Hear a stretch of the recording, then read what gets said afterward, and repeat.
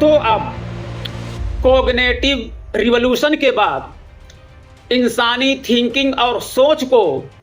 एक नई दिशा मिली कि इंसान अब उन चीज़ों के बारे में भी कल्पना करने लगा कि जो चीज़ें फिजिकली थी ही नहीं, जैसे देवी देवता,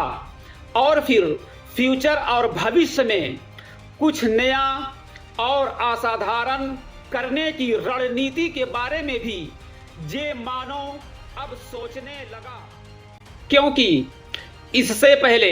मानव की सोच जे बिल्कुल सीमित थी। इंसान केवल जीने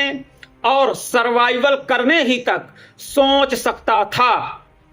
उनके मस्तिष्क और दिमाग में फ्यूचर और भविष्य जैसी चीजों का कोई कॉन्सेप्ट नहीं था। और हरारी ने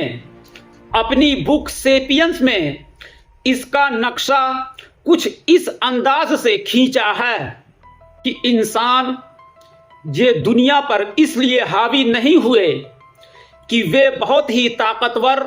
और इंटेलिजेंट थे, बल्कि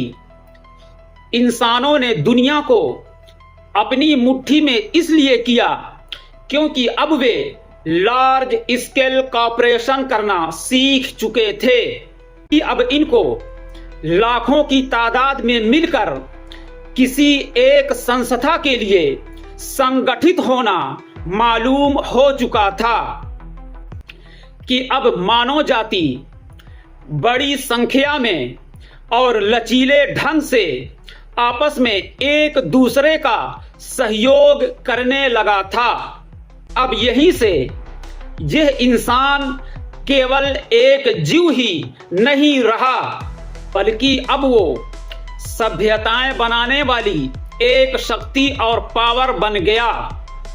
तो अब यहीं से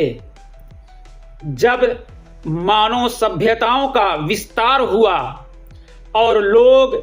एक दूसरे पर ट्रस्ट और भरोसा करने लगे, तो इसके नतीजे में बिना जान पहचान के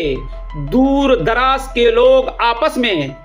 एक दूसरे से ट्रेड करने लगे।